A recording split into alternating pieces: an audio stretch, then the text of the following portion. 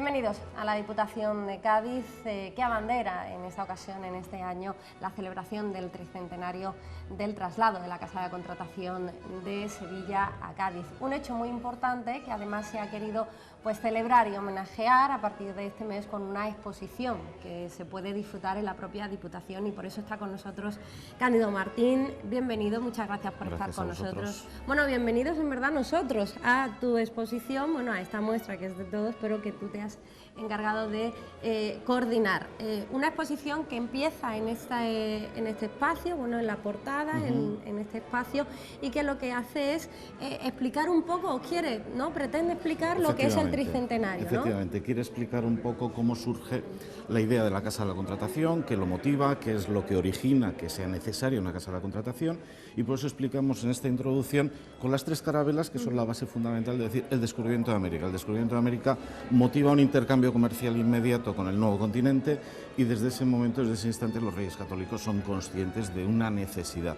Durante unos pocos años, 11, pues hay un señor que es el que se va a encargar de gestionar todo el asunto económico, que es Fonseca, que es el que se encarga desde la Catedral de Sevilla de gestionar eso, pero es un volumen tan grande que es necesaria la creación de una institución para poderlo desarrollar. Entonces se crea en 1503 la Casa de la Contratación y tiene distintas vicisitudes, y aquí contamos, digamos, algunas de esas en esta cronología para que se pueda contemplar y ver qué es lo que ocurre desde ese 1503 que se crea la Casa de la Contratación hasta que desaparece en 1790 aquí en Cádiz. Esa sería el inicio, la cronología, que poco a poco los años, además, como bien has dicho, ¿no? Con unas maquetas, porque toda la exposición también lo que quiere atraer es miradas, ¿no? Que no sea simplemente unos paneles en el que tú leas, sino que puedas ver, tocar, o sea, palpar lo que fue este acto tan importante, esta Casa de la Contratación, que además sirvió para que Cádiz sea un punto de encuentro y de referencia. Efectivamente, hemos intentado tener cuantas más piezas mejor, y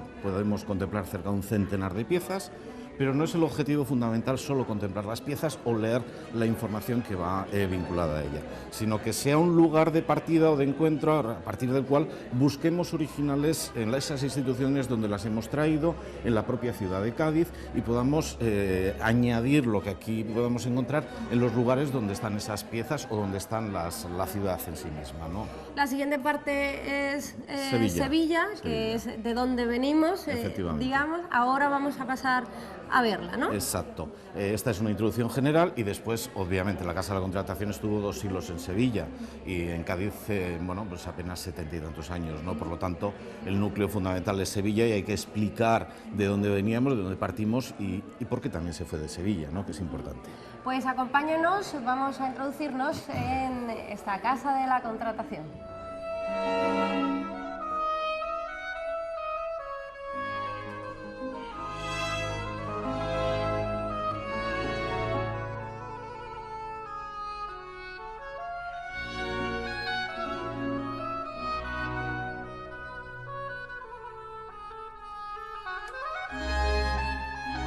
Bueno, pues ya estamos en Sevilla, claro, por supuesto, simbólicamente, y además en Sevilla del pasado. La Casa de Contratación se encuentra en Sevilla y Cádiz pretende arrebatársela. ¿Cómo fue ese proceso? Y bueno, ¿cómo se lo tomó también Sevilla? Pues nunca lo pensamos, En realidad fueron las circunstancias. Esto no ocurre hasta finales del siglo XVII, y fueron en realidad los propios sevillanos que impidió ayuda a Cádiz. Las dificultades para navegar por el Guadalquivir, porque los navíos ya habían tenido un gran volumen, habían crecido en volumen, desde las primeras carabelas a los galeones que vamos a tener en este periodo, pues las dificultades para subir el Guadalquivir son grandes, sobre todo si no se puede dragar, ¿no? La barra de arena que hay en Sanlúcar supone una gran dificultad. A todo ello, pues bueno, pues los mercaderes quieren evitar esos problemas, y lo que hacen es solicitar que sea Cádiz el lugar de la salida de las flotas de Indias. Y eso ocurre a finales del siglo XVII. Ya en 1680 se decide que sea aquí en Cádiz, algo de lo que se arrepentirá. Porque evidentemente después, unido a, bueno, pues a las necesidades de buscar una sucesión a la corona española, que se quedaba con necesidades de nuevos reyes, pues al final los Borbones serán los que lleguen, Y a eso hay que añadir también que las flotas de Indias tenían algo que no nos es ajeno, ¿no? Es decir, había mucha picaresca, había mucho fraude, el siglo XVII en Sevilla estaba dominado sobre todo por, en fin, la corona vendía los puestos vinculados a la casa de la contratación y aquello era ya insoportable. Entonces, esas circunstancias son las que van a llevar a la corona, a los nuevos Borbones, a Felipe V, a decidir que había que salir de Sevilla y venirse a Cádiz e incluso hacer casi una casa de contratación nueva, con nuevas funciones. ¿Cómo era la casa de contratación antes de llegar a Cádiz? Es decir, porque hablamos siempre de que era, bueno, por donde tenía que pasar todas las mercancías, por donde tenían que pasar todos los documentos, pero muchas veces lo sabemos en general, pero no conocemos en realidad el trabajo que hacía una casa de contratación en el siglo. Es sorprendente. Los registros que nos han quedado y que los podemos ver en el Archivo de Indias y en otros archivos que están repartidos por España y por el mundo, nos documentan absolutamente cada detalle de lo que hacía la Casa de la Contratación. Es decir, lo que nos vamos a encontrar es que se registraba absolutamente todo, desde quiénes eran los capitanes de los navíos, quiénes eran los marineros, qué bastimentos llevaban, es decir, qué enseres necesitaban y qué alimentación necesitaban, qué mercancías llevaban, y luego además también tenemos una sede judicial que resolvía todos los conflictos. Entonces, digamos, tenía esas funciones. Y eso se añadió inmediatamente a algo que resulta sorprendente. Había unas necesidades de incrementar las flotas, pero no teníamos especialistas para que las llevaran. Entonces fue inmediatamente una escuela náutica también. Y entonces en Sevilla se crea la primera escuela náutica en la que el primer piloto mayor fue Américo Vespucho, que sorprende. ¿Qué funciones tenía? No solo enseñar a navegar a los nuevos pilotos, sino que era quien registraba el padrón real. Es decir, todos los pilotos que viajaban a América debían llevar registro en sus cartas náuticas del trayecto que habían realizado, las incidencias que había, etcétera, etcétera. Todo eso lo tenían que entregar al piloto mayor y él registraba en ese padrón principal las eventualidades que se habían encontrado y las modificaciones que había que añadir, para que después, cuando se volvieran a ir nuevos pilotos, eso ya estuviera incorporado en sus cartas náuticas. Por lo tanto, a partir de ahí podemos decir que la Casa de la Contratación también era un lugar de aprendizaje científico. Pues esa fue la Casa de la Contratación, que nos vamos a Cádiz, ya estamos en el siglo XVII. XVIII. La Casa de Contratación llega a Cádiz en 1717, pues lo estamos celebrando el tricentenario, llega oficialmente el 12 de mayo de 1717. Pues nos vamos a ir ahora a Cádiz, no a Cádiz actual, sino a Cádiz del siglo XVIII para descubrir realmente, gracias a Cándido Martínez, esta exposición en la Diputación, qué fue esa Casa de Contratación, qué significó para la ciudad, para la capital.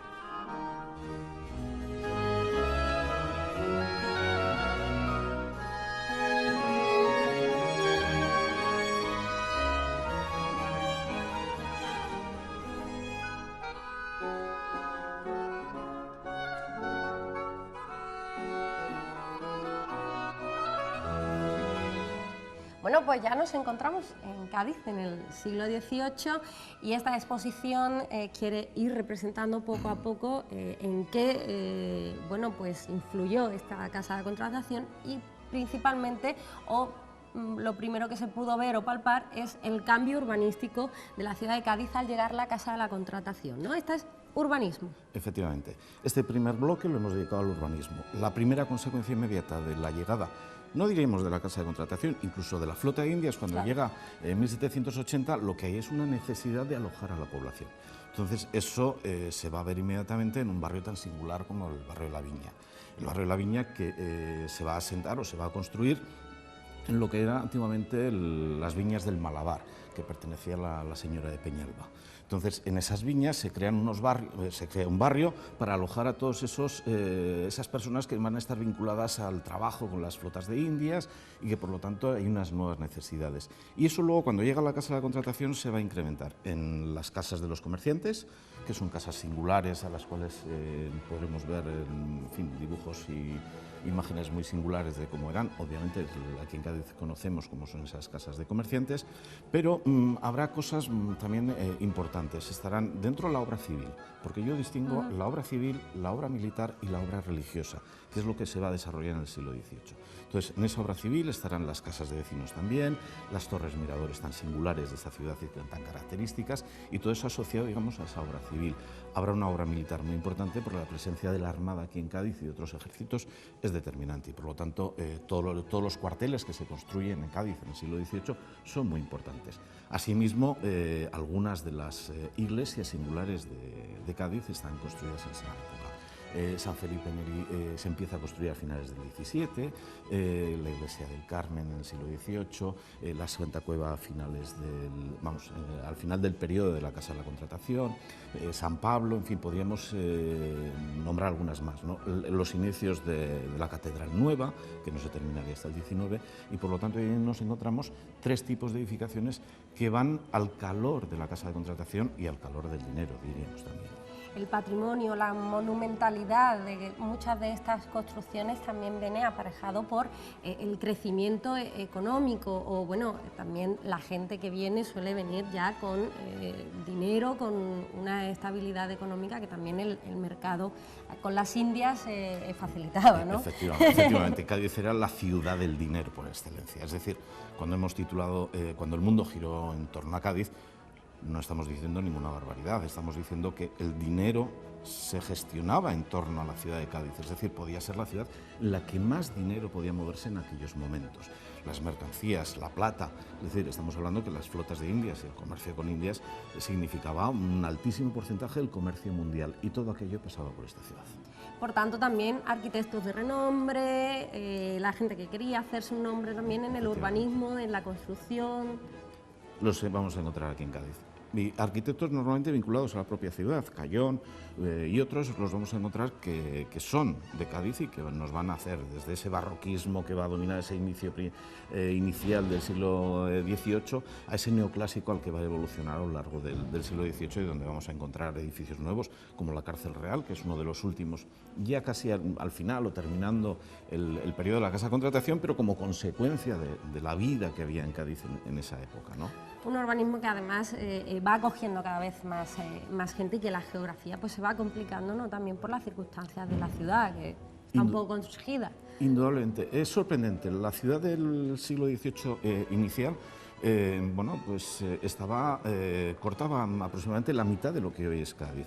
Es decir, tendríamos desde lo que hoy es el mercado, la zona de la Torre Tavira, San Antonio, hasta llegar a la Alameda, sería el Cádiz previo a ese siglo XVIII. Todo lo posterior, todo lo que va más allá se añade durante toda esa época. Es decir, decíamos el barrio La Viña, es decir, las huertas de Cepeda que están desde La Viña hacia la calle La Rosa son añadidos también posteriores. La zona de San Rafael hacia el Teatro Falla, todo lo que es la zona del Mentidero, todo eso se va a crear en el siglo XVIII. Es decir, las necesidades urbanísticas son muy importantes. Pasamos de una población que tenía apenas 40.000 habitantes en 1700 a tener más de 70.000 habitantes en 1790, cuando se cierra la Casa de Contratación. Estamos hablando de un crecimiento urbanístico y social sumamente importante. Muy importante, volvemos a decir, la Casa de la Contratación hizo que Cádiz cambiara, que Cádiz creciera y que fuera más o menos lo que es ahora. Vamos a seguir andando, vamos a seguir viendo esta exposición, descubriendo pues todas esas anécdotas y circunstancias que hizo de Cádiz cuando la Casa de la Contratación se vino. Seguimos, acompáñennos.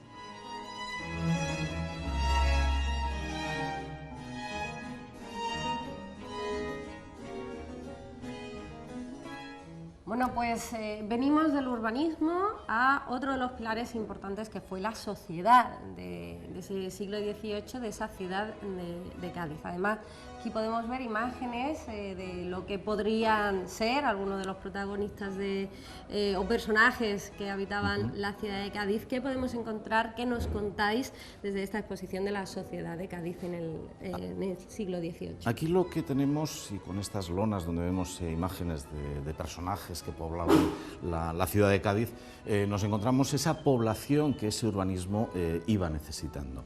Y en esa población nos vamos a encontrar sobre todo andaluces buscando oportunidades en el Cádiz del 18, pero no solo andaluces. Es decir, detrás de la llegada de andaluces, que eran los más próximos, nos vamos a encontrar muchos vizcaínos, muchos navarros, muchos riojanos, cántabros, asturianos, que explican esa característica que tiene Cádiz, ¿no? de ser un lugar donde podemos encontrarnos la genealogía del origen de muchos apellidos que reconocemos, que son, sobre todo los vascos, son más fáciles de identificar, ¿no? Pero que podemos identificarlos, y a su vez de todos los que venían de toda Europa y de otros lugares, ¿no? Franceses y genoveses tienen una presencia importantísima en el Cádiz del siglo XVIII. También hay otras poblaciones, irlandeses, ingleses, franceses, holandeses, en fin, alemanes. Podemos encontrar absolutamente un rastreo en esos apellidos que, insisto, siguen quedando y perdurando en el Cádiz, y que son comunes y que sorprenden, bueno, al que llega a Cádiz se encuentra con apellidos singulares, ¿no? Como los Joly, los Rabina, los Parodi o cualquier otro, los Irigoyen, que son tan naturales en esta ciudad, pero que sin embargo tienen sus orígenes en este Cádiz del 18. Cádiz multiplica su sociedad, por lo que también multiplica las culturas, las religiones, bueno, y también las clases sociales, porque no solo venía la gente con dinero, venía también la gente buscando oportunidad y que se quedaba a lo mejor en el camino. Efectivamente, efectivamente. Cuando pensamos en el Cádiz del 18, pensamos en los comerciantes. Los comerciantes, digamos, son los empresarios de aquella época, pero los empresarios van necesitando un personal que trabaje con ellos. Es decir, la presencia, por ejemplo, de cocineros franceses en aquella época era sumamente importante, pero de relojeros suizos. Es decir, había personas que venían a hacer todo tipo de trabajos, que evidentemente en la historia no les suele deparar demasiado espacio. No son los que más dominan en el ámbito de la historia, pero evidentemente la población se multiplicó en Cádiz y venían no solo a comerciar. Los comerciantes eran una población, una cantidad mínima. El resto de población que venía a hacer todo tipo de trabajos, sí eran todo tipo de trabajos, o a vivir de las oportunidades que daba Cádiz en aquella época. Estamos hablando de una sociedad multicultural, hablamos de sociedad, de religión, sí. Porque Europa vivía un momento convulso, entonces, bueno, y aquí también. Efectivamente. Cádiz acoge a todos los comerciantes que provienen de otros sitios con las religiones que ellos traían. Es decir, siempre hemos vendido la idea de que profesaban la religión católica cristiana, y que era obviamente ahí tenemos las capillas de los genoveses, de los franceses, etcétera, etcétera, pero indudablemente aquí estuvieron también los protestantes, estuvieron el islamismo también se profesaba en Cádiz. Y era tolerado, porque no hay que olvidar que aquí seguía la Inquisición con una cierta presencia, pero Cádiz era, digamos, una isla de tolerancia, con lo cual estas religiones aquí no se vieron perseguidas.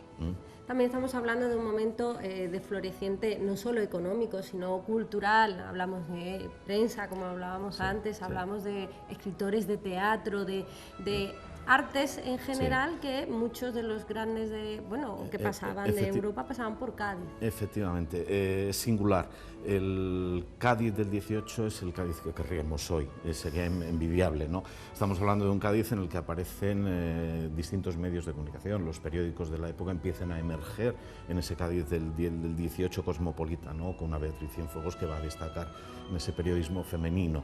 Pero además tenemos teatros donde recogemos la presencia de italianos y van a crear su propio teatro de ópera italiana, en italiano. Y vamos a tener el teatro francés con óperas en francés, donde además se van a dar representaciones de aquellas obras que van a ir vinculadas ya a la Ilustración y a la Revolución Francesa, en una época en la que recordábamos de cierta persecución a otras ideas por parte de la Inquisición, pero que aquí eran toleradas, ¿no? Y eso se dio en este Cádiz. Y no olvidaría tampoco algo que me parece que es sumamente importante. Cádiz en esa época llegó a tener 20 librerías. Madre mía, pues sí que la quisiéramos, sí, esa Cádiz, pero también hay lados oscuros, ¿no? Como me has comentado, hay una parte que algunas veces olvidamos o queremos olvidar. Cádiz, la historia de España la tiene, es decir, el mercado de esclavos empezó a funcionar casi desde el descubrimiento de América y se cedió a su explotación a franceses, ingleses. Y los españoles también. Y las empresas gaditanas, nosotros aquí mencionamos en la exposición la Compañía Gaditanas de Negros, en la época de Carlos III, estamos hablando de mediados del siglo XVIII. Es decir, nada, muy sorprendente, pero habitualmente algo de lo que no nos gusta hablar mucho, ¿no? En Cádiz nos queda un callejón de los negros, hablamos de que un baluarte de los negros y una cuesta de los negros, que son, digamos, los tres nombres que podemos vincular a la esclavitud. Pero sería sorprendente contar a los gaditanos que es que en aquella época aquí se regalaban a los niños para que se entretuvieran, pues en lugar de mascotas de cuatro patas se regalaban esclavos, no siempre negros, es decir, podían ser turcos, podían ser del Magreb, es decir, la esclavitud en Cádiz del 18 era muy amplia, Queramos o no, la historia tiene claros y oscuros y hay que contarlo todo, sí. Y en esta exposición podemos encontrar eso y más. Vamos a seguir a pasar a la construcción naval. Seguimos paseando por la construcción naval, por este Cádiz del siglo XVIII.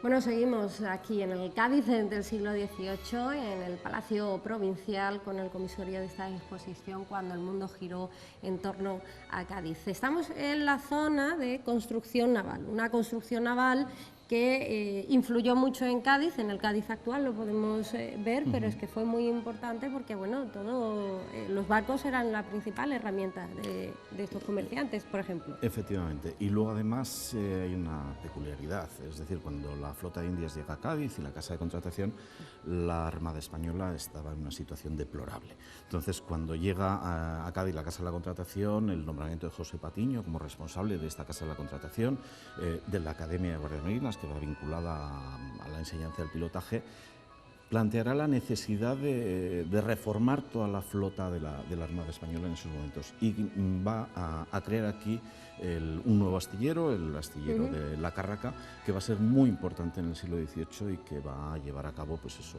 entre este y otros cuantos astilleros a lo largo de España y los que se tenían en el continente americano, bueno, pues a renovar toda la flota de navíos de la Armada.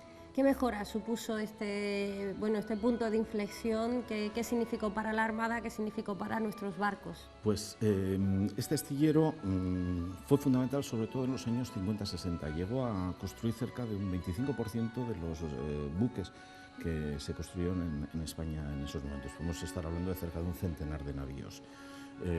Luego, además, fueron años en los que la política de reforma naval fueron sumamente importantes. Es decir, nombraba a José Patiño. José Patiño fue responsable de que un personaje vinculado a Cádiz como Jorge Juan se fuera con expedicionarios franceses a medir el arco meridiano, que luego hablaremos de él, y a su vuelta José Patiño ya había fallecido y el marqués de la Ensenada, que lo sustituye, le envía a Inglaterra a ver cómo construyen los ingleses sus navíos, porque eran la gran potencia naval de esa época. Y allí toma, no notas, allí, digamos, su trabajo de espionaje, pues consigue traerse todo cuanto era necesario para reformar los astilleros españoles, ¿no? Y el marqués de la Ensenada va a inyectar con ese conocimiento que trae José Patiño los astilleros españoles para renovar los buques que se construían en esa época. Estamos hablando, bueno, hemos hablado de la sociedad, estamos hablando de la construcción naval, todo, bueno, y en la construcción también lo militar tiene, sobre todo en el siglo XVIII y en Cádiz en concreto, una importancia suprema. La religión tiene su peso, pero lo militar tiene un gran peso. Sí, y una tradición. Es decir, no hay que olvidar, la Armada tiene uno de los bastiones en Cádiz y es fácil de entender. Es decir, la Casa de la Contratación 1717 es importante, pero el desgajamiento que se está haciendo de sus funciones, por ejemplo, lleva a que se cree una academia de guardiamarinas, que es donde se van a enseñar a los pilotos de la Armada a poder navegar. Y además, en fin, por ahí entrará la ciencia moderna en España. Es decir, la ciencia en Europa va a ser militar fundamentalmente y en España también. Entonces, la escuela de pilotaje, pero no solo pilotaje, sino construcción naval. Jorge Juan introducirá en la Academia de Guardias Marinas la construcción naval, que además veremos cómo evoluciona, y aquí lo presentamos en este escenario, los modelos que se van a ir sustituyendo, ¿no? Porque el primer modelo que nos encontramos en el siglo XVIII, modernizando los navíos españoles, será el de Gastañeta, un guipuzcoano, que descubre, muy a su pesar, que es que los navíos se construyen a ojo. Es decir, la experiencia es la que nos lleva a construir esos navíos sin planos. Y él decide que, claro, el problema está en que si tienes a unos artesanos, unos carpinteros de ribera que van construyendo los navíos poco a poco, si ellos fallan, el que viene o tiene la misma experiencia o no puede seguir. Y entonces introduce la necesidad de crear planos, aparte de modernizar, porque se da cuenta que, claro, si alargamos los navíos podemos proyectar mayor velocidad, mayor trapo en las velas, etcétera, etcétera, ¿no? Y esa será una de las primeras fases, y eso desde 1700 hasta 1740, que será el modelo de Jorge Juan, el que se trae de Inglaterra, el que sustituya al modelo de Gastañeta. Pues vamos a seguir hablando de barcos, porque nos vamos a ir a acompañar a la flota de Indias en la siguiente parte de esta exposición.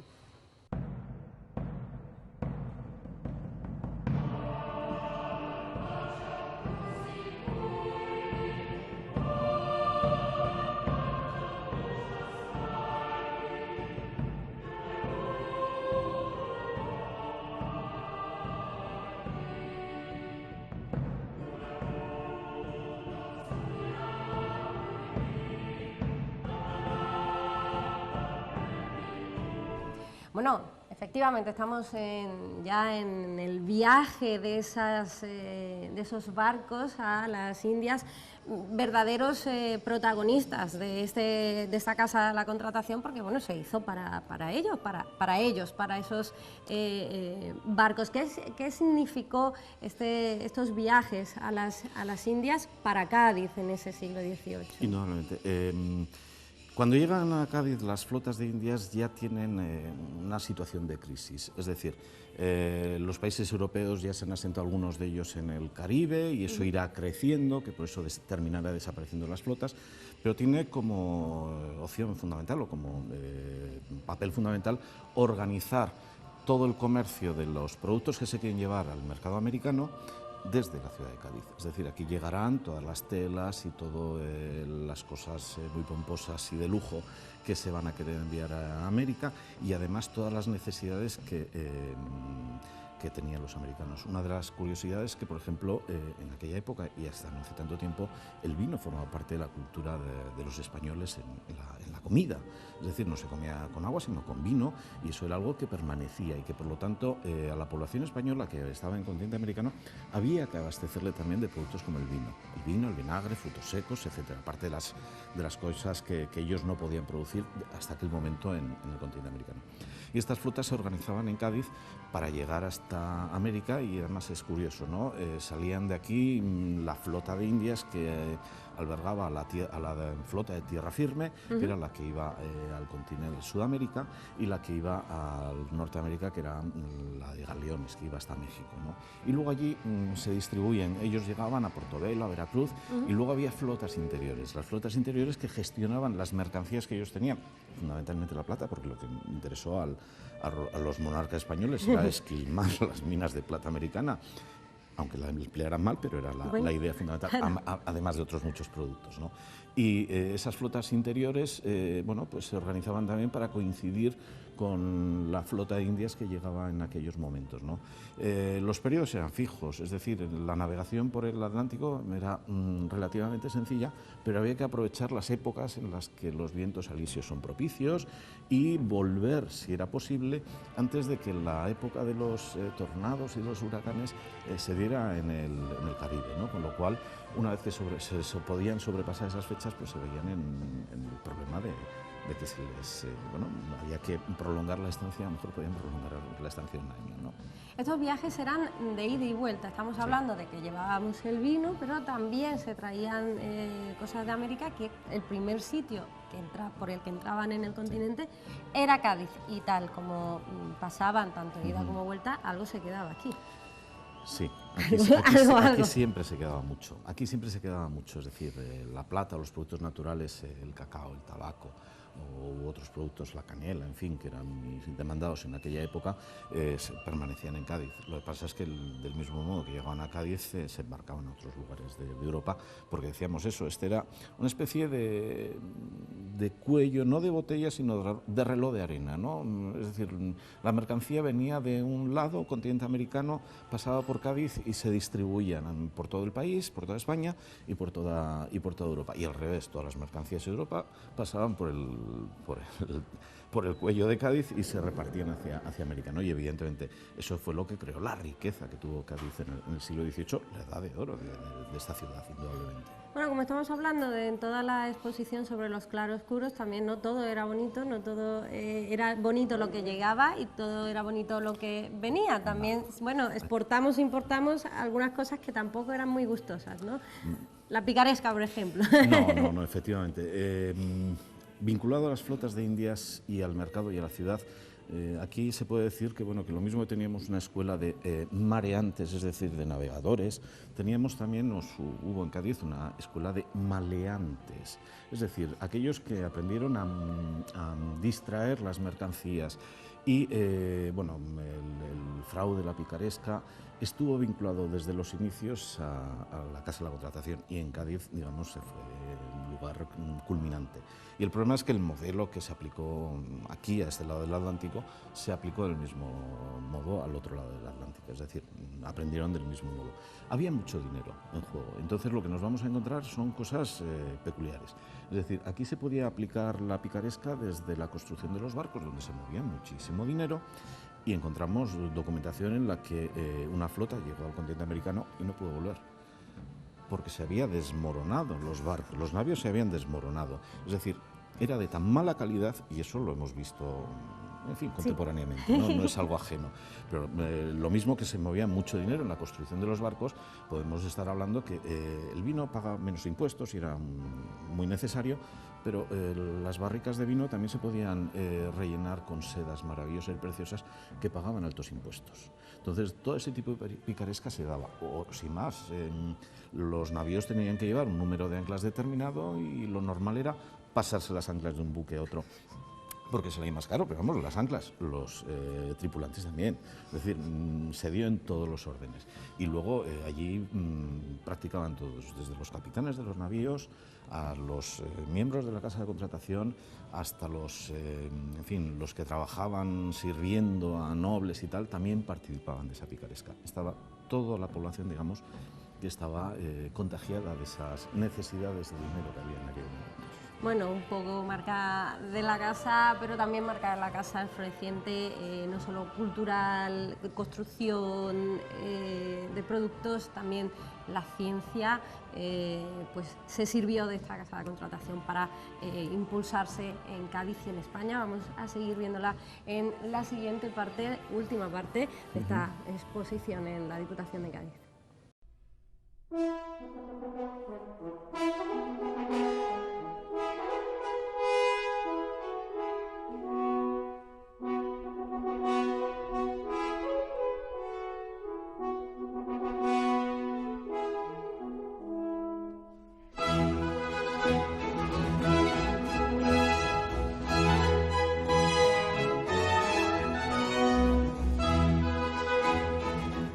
Parte de esta exposición sobre el tricentenario, sobre esa conmemoración del traslado de la Casa de la Contratación de Sevilla a Cádiz.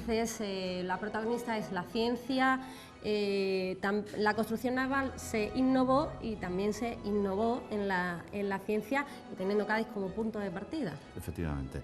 En esos momentos decíamos, cuando José Patiño toma las riendas de la Casa de la Contratación, también toma la iniciativa no solo de la construcción naval con los astilleros de la Carraca, sino la creación de la Academia de Guardiamarinas. Es decir, eso se desgaja en la Casa de la Contratación, en la enseñanza del pilotaje, y se crea una academia en la que, bueno, el objetivo es tener marinos formados científicamente y que sean muy operativos. Y para eso, bueno, se les ubica en lo que era el Castillo de la Villa. Tenemos ahí una representación tridimensional que ya no nos quedan restos de ella, ¿no? Y estaba encima de lo que son las ruinas del Teatro Romano hoy. Entonces, esos pilotos aprenderán matemáticas, aprenderán astronomía, aprenderán navegación y bueno, aprenderán también a construir naves, que es una de las demandas que Jorge Juan se va a plantear. Es decir, hay que tener gente muy especializada y gente científica, algo que perdura todavía en la Armada de hoy día. El Observatorio Astronómico también es otra de las instituciones que se crea en la Escuela de Guardias Marinas. Efectivamente, y Jorge Juan nuevamente es el responsable de esa construcción.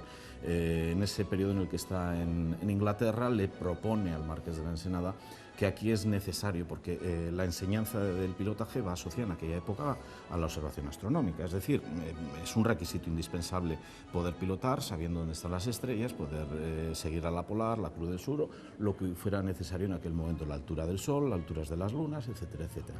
Entonces se crea en 1753 el Observatorio Astronómico, que además con esa pieza que tenemos justo detrás nuestro, simula lo que era en su día el cuarto de círculo mural, es decir, un telescopio dentro de un cuadrante de círculo, que lo que hacía era mirar la altura del Sol a mediodía y por lo tanto construir un meridiano, que nosotros hemos hecho una representación similar a la que había. No tenemos el Castillo de la Villa, no tenemos la Torre del Homenaje en la que estaba el Observatorio Astronómico, no nos queda el cuarto de círculo mural de John Baird y por lo tanto, bueno, de un modo aproximado podemos indicar que era eso, ¿no? Que era fundamental, porque todas las cartas de navegación que había en Cádiz en esa época y que los marinos españoles y los de otros países utilizaban, digamos que se tenían que posicionar en el globo a partir de nuestras cartas de navegación.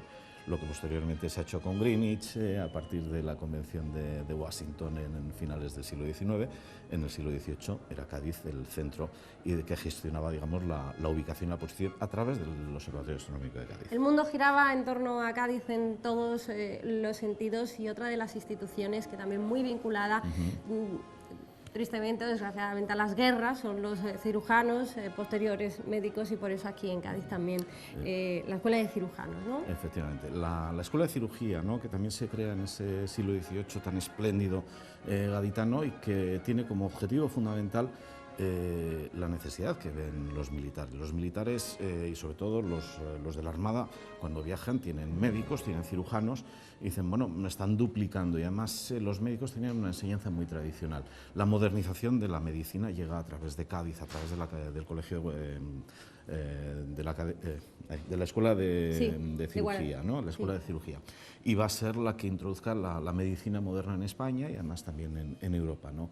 Es probablemente una de nuestras instituciones más interesantes de ese periodo y que, bueno, que de algún modo nuestra Facultad de Medicina de la Universidad de Cádiz es heredera de aquella escuela, ¿no? Pues Cádiz fue un centro que quizás no nos lo creamos todavía, pero sí que fuimos centro y punto de partida y punto de inicio de muchos sectores, muchas circunstancias también en Europa, de ideas diferentes también. Todo eso fue Cádiz en el siglo XVIII y esta exposición nos lo muestra. Cándido, muchas gracias por hacernos este pequeño recorrido y bueno, invitamos sobre todo a la gente a que venga, pero para ver si somos capaces de hacer algo parecido en el futuro en Cádiz. Indudablemente, yo creo que es una opción ver y reconocernos en la exposición, porque muchas de las cosas que estamos mostrando son de nuestro Cádiz actual y yo creo que hay que tener una visión de futuro para intentar ver las oportunidades que muestra la ciudad para proyectarnos y gestionar mejor, no institucionalmente, sino socialmente, y buscar oportunidades en una ciudad como es Cádiz y en un punto geográfico tan estratégico como es la entrada al Mediterráneo y la salida al Atlántico y la puerta de África. Es decir, estamos en un lugar inmejorable. Pues como conocer el pasado es imprescindible, les invitamos por supuesto a todos ustedes a que vengan, visiten esta exposición Cuando el mundo giró en torno a Cádiz.